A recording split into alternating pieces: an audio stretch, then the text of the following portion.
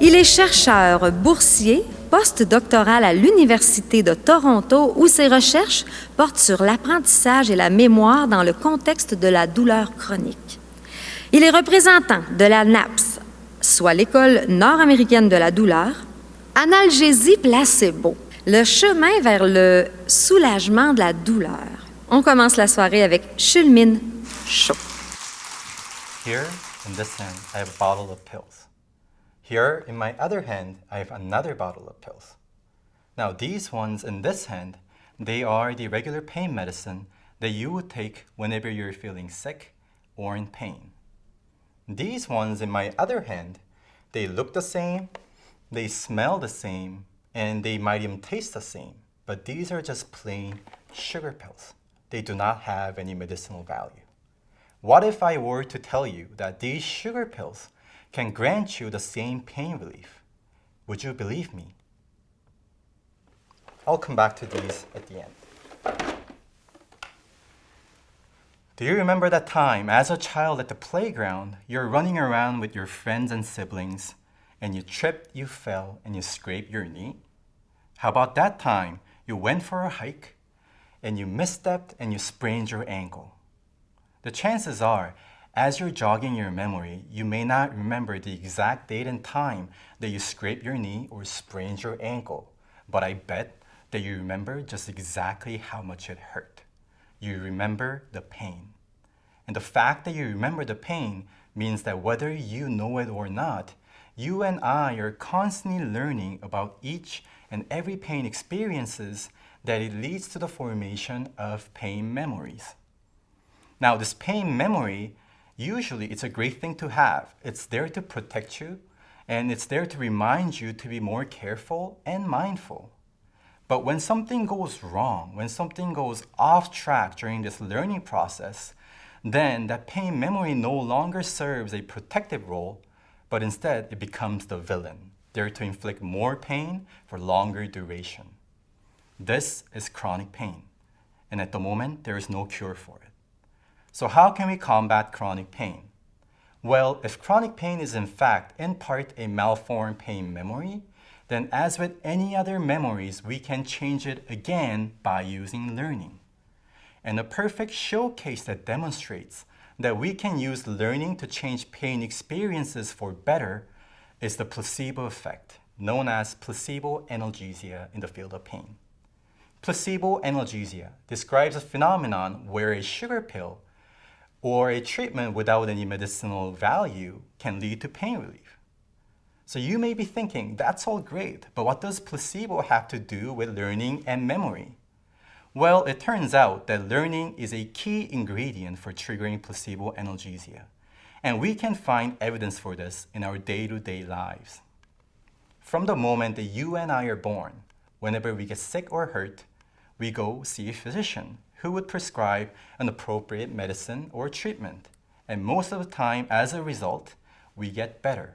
Now, the cycle of get sick, get medicine, get better repeats and repeats that by repetition without our awareness, we get conditioned, which is a type of learning, to associate medicine with pain relief. And research has shown that people can be conditioned by repetition to experience pain relief via placebo analgesia. Brain imaging studies further show that this placebo analgesia is driven by real changes inside the brain. So if we can somehow figure out a map, so to speak, in our brain that leads to placebo analgesia, then we can potentially harness the self-healing power of placebo for therapeutic purposes. But there is only so much we can do with brain imaging studies alone. We need to dig deeper. We need an animal model. So in our lab, we asked the question, can we trigger placebo analgesia in mice using the power of conditioning?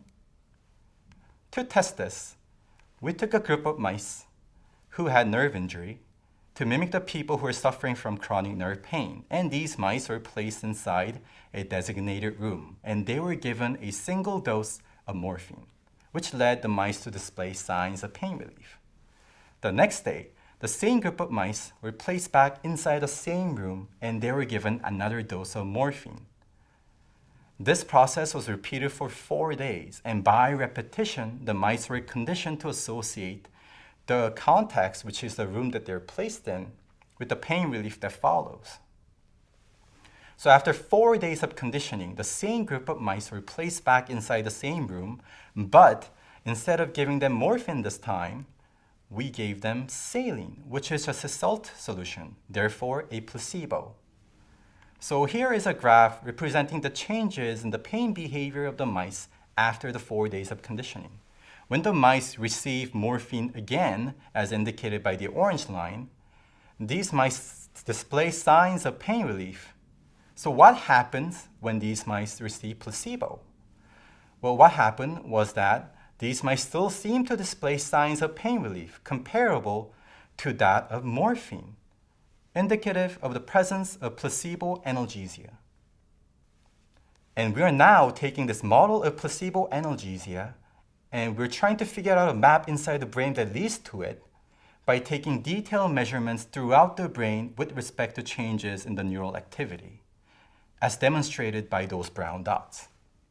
So while the search for the map is going on, one of the more immediate applications of placebo is as a dose extender. And what I mean by that is placebos can be mixed in with currently available pain medicines to prolong their pain relieving effects while delaying the onset of any associated side effects.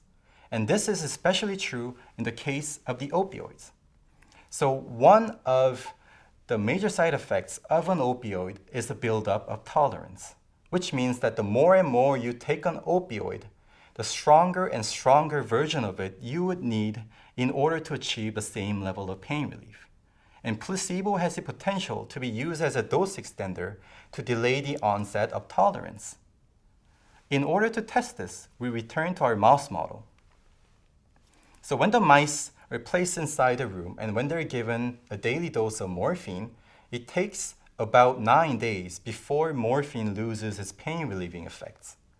But just by introducing 3 alternating sessions of placebos as indicated by the red arrows, we were able to prolong the pain relieving effects of morphine by 5 more days, highlighting the potential use of placebo as a dose extender.